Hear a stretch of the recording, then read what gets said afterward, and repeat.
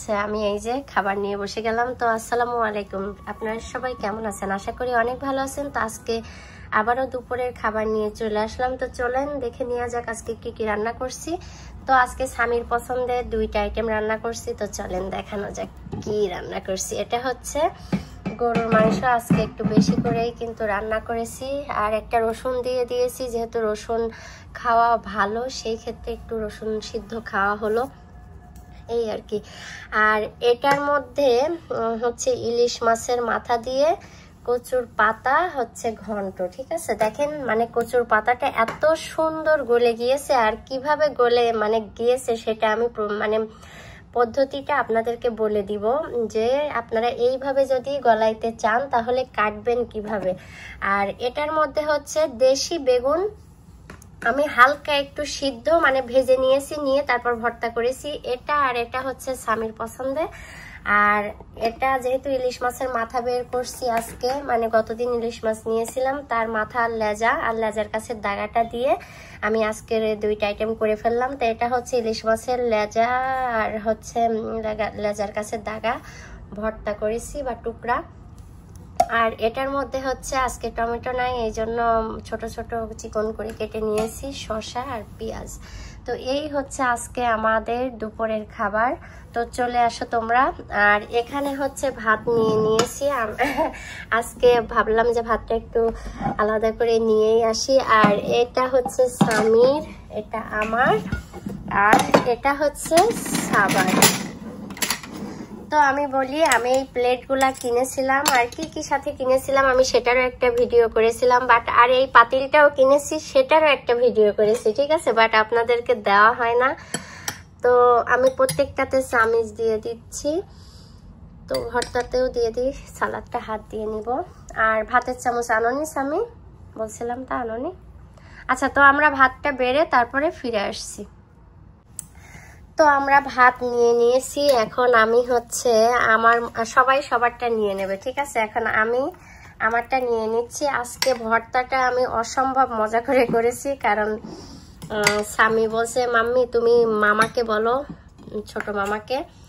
তো হচ্ছে চঞ্চল ভাইকে বললাম, তো ওরা একটু ব্যস্ত আছে চঞ্চল ভাই, এই জন্য আমি ভাবলাম যে আজকে যেহেতু ভাই আসবে আরো বেশি মজা করে হচ্ছে করি। তো এই যে স্বামী নিচ্ছে স্বামীর প্লেটে। স্বামী তেল ঝোল নিও না, শুধু হচ্ছে নাও। আর আমি এই যে পেঁয়াজ নিয়ে নিলাম। তো মুখে মানে পানি চলে আসতেই আছে। আর এখন এই যে ইলিশ মাছের মাথা আর হচ্ছে কচুর পাতাটাও নিয়ে নিব। কি যে মজা হয়েছে, সবাই যারা বলেন যে এই যে মানে ইসের সাথে কাটা কাটা হয়ে যায়, আমার নিয়মে আমি যদি খাওয়া না দেখিয়ে রান্না দেখাতাম তাহলে আপনারা অনেক উপকৃত হইতে পারতেন। কারণ দেখেন এর মধ্যে কোনো কাটা কাটা থাকবে না, ঠিক আছে। ওরে আল্লাহ, আমার মা বাচ্চাটা আগেই হচ্ছে নিয়েছে, কি যেন সালাদ নিয়েছে। তো আমি একটু নিয়ে নিই আমার মা বাচ্চার মতো। তো আমার মা যদি ভিডিও দেখে, আমার মা বলবে যে কি তাহলে আমরা কে, ওইটা যদি তোর হচ্ছে মা আর আব্বা হয় তাহলে আমরা কে। তো আসলে আমার মাকে আমি মা বলে মানে ফোনেই ডাকি, তাছাড়া কাছে যেয়ে তো ডাকার সুযোগ হয় না। তো সেই স্বাদটা আমি হচ্ছে আমার বাচ্চাদেরকে, আমার আব্বা মাকে সেই যে রেখে আসছি বাংলাদেশে, তারপরে তো অত সহজে আমরা যেতে পারি না, বাট ফোনে যতটুকু ডাকতে পারি দেখতে পারি, এই আর কি। আমি ওইভাবে ঝোল নিও না, জাস্ট মাংস নাও মা, ঝোল নিও না। তো আমি প্রথমে এই যে ভর্তাটা দিয়ে খাবো। আজকে ভিডিওটা একটু বড় হবে, সবাই দেখবেন প্লিজ। বিসমিল্লাহ বিসমিল্লাহ বলে সবাই খাও, ওকে মাম্মি? ওকে আমি দিচ্ছি, সাবা দাও, আমি দিচ্ছি। কত ঝাল ঝাল করে ভর্তাটা বানিয়েছি।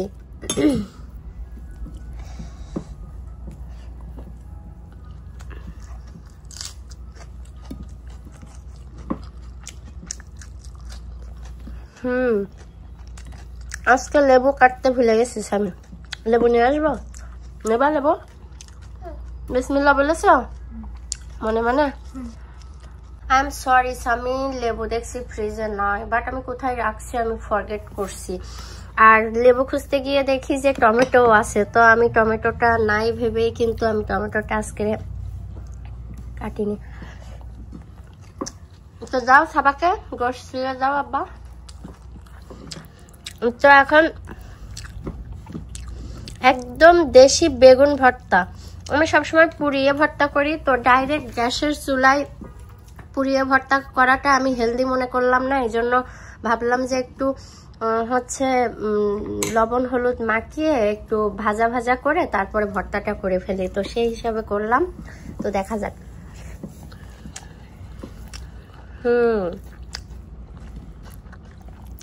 আলহামদুলিল্লাহ।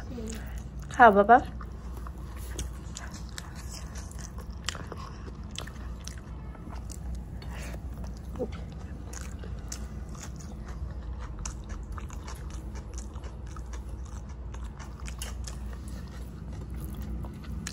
তো এই দুইটা দিয়ে খেয়ে তারপরে ফিরে আসছি। দেশি জিনিসের স্বাদই আলাদা। বেগুন ভর্তাটা যে কি খেতে হয়েছে, মানে দেশি তো এই জন্য একদম সবুজ কালারের বেগুন, তো একটু মিষ্টি মিষ্টি খেতে হয়েছে। এখন খাবো। এই যে দেখেন, কোথায় বলবে মানুষ, বলেন তো কোথায় এখানে কাটা কাটা আছে বলেন। এটা রান্না করতে কতবার যে লবণ ইউজ করা লাগে আর কত সতর্কতার সাথে লবণ দিতে হয় সেটা আমি আপনাদেরকে বলতে পারবো না, কারণ কয়েকটা মানে পদ্ধতিতে আমাকে এটা রান্না করতে হয়েছে। তো দেখেন এইভাবে একদম হচ্ছে আস্ত থাকবে, কোনো কাটা কাটা থাকবে না। যারা এটা ভাবেন তারা আমার কাছে নক দিয়ে আমি আপনাদেরকে বলে দিব যে কোনো কাটা কাটা থাকবে না আমার নিয়মে রান্না করলে। আর খেতে যে মজা হয় সেটা বলে বোঝানো যাবে না। তো আমি একটু খাই।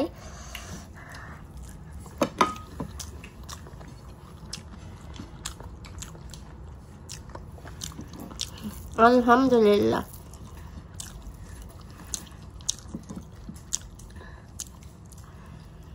কেমন লাগছে তোমাদের বলো? আলহামদুলিল্লাহ। মাকে একটু অ্যাপ্রিশিয়েট করো। সুপার নিচে একটা ক্যাসি, ইটস ওকে। তো এটা যে কি টেস্ট হয়েছে, সাথে হচ্ছে এই যে দেশি পেঁয়াজ, কি যে বলবো। দেখেন আবার একটু তেল তেল বের হয়েছে।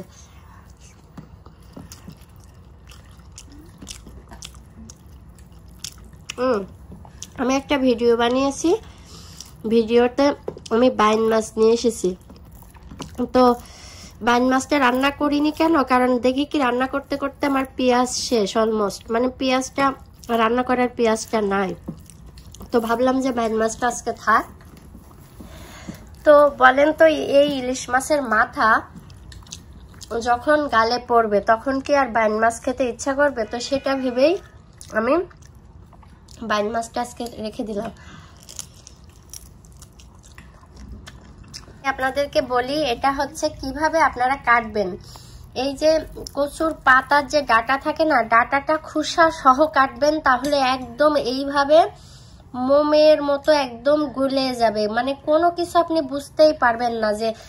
আর ডাটাটা যদি ছিলে কাটেন তাহলে কিন্তু ওটা হচ্ছে আস্ত আস্ত থেকে যাবে ডাটাটা। আর যদি খোসা সহ কাটেন, এটা কিন্তু আমার মেজো আপা আমাকে বলে দিয়েছিল, একদিন কচুর পাতা রান্না করব, সেই সময় ভিডিও কলে কথা বলছি, তো আমাকে বলছিল যে ছিলিস না হচ্ছে ডাটা খোসা সহ কাট, তাহলে দেখবে একদম গলে যাবে। তাই সেই জন্য সেই থেকে এই পদ্ধতি আমি ইউজ করি আর অনেক বেশি উপকৃত হয়েছে। অনেকেই আছে যে গলে না বলে ব্লেন্ড করে তারপরে সেটাকে হচ্ছে মানে মিহি করে।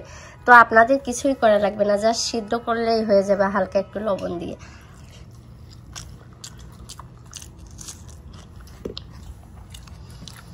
আমার তো গরুর মাংস খাইতে ইচ্ছা করছে না, কারণ আমি এখন এটা দিয়ে খুব মজা করে খাবো।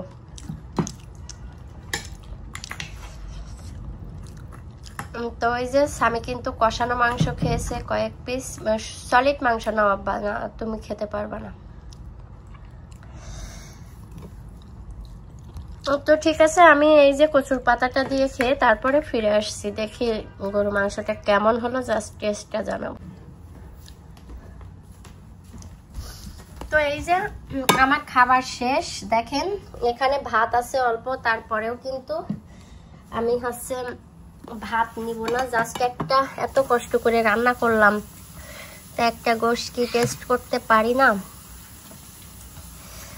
তো যে মজার মজার ভর্তা ভাজি থাকলে আর গোশ কে খাই বলেন?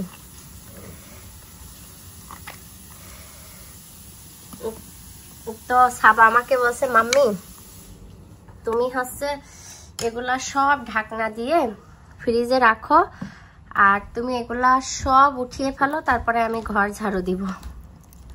ওরা কাজ ভাগ করে নিয়েছে বুঝছেন। সাবা একটা পিকচার উঠিয়েছে, মানে একটা পিকচার আঁকিয়েছে যে ও কি কাজ করবে আর স্বামী কি কাজ করবে। স্বামী হচ্ছে বেড গুছাবে আর সোফা গোছাবে, আর সাবা হচ্ছে ঘর ঝাড়ু দিবে। সেই পিকচারটা কোথায় মা? আমার ব্যাগে। তো সাবা ঘর ঝাড়ু দিবে, তো ঝাড়ু আঁকিয়েছে, তারপরে ও হচ্ছে মানে ও যেটা করবে সেটা ও আঁকিয়েছে, আর স্বামী যেটা করবে সেটা ও আঁকিয়েছে। আচ্ছা, তো আমি এখন এই যে গরুর মাংসটা টেস্ট করব। গরুর মাংসটা কি সুন্দর গলে গিয়েছে। সাবা আজকে নিজেই হাত দিয়ে ছিঁড়ে খেতে পারলো।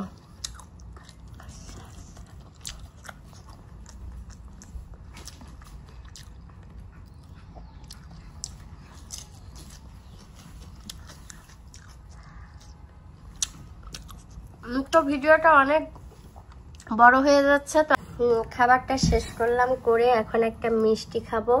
এটা হচ্ছে আলাউদ্দিনের মিষ্টি। এটা খুবই টেস্টি একটা মিষ্টি। আমি যেটা আসলে পছন্দ করি আমি সেটাই আনি, আর যখন যেদিন ওদের একদম ফ্রেশ আসে আমি তখন কিন্তু নিয়ে আসি। তার আগে পুরানো মিষ্টি কিন্তু আমি কখনো আনি না। তো এই যে মিষ্টিটা খাবো।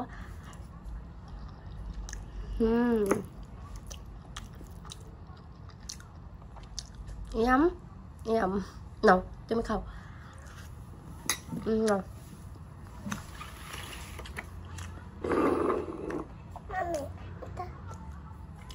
সরি সাবা, তুমি আলাদা চামচ নিয়ে আসো। তো ঠিক আছে, আজকে এই পর্যন্ত। সবাই ভালো থাকেন। আল্লাহ হাফেজ সবাইকে।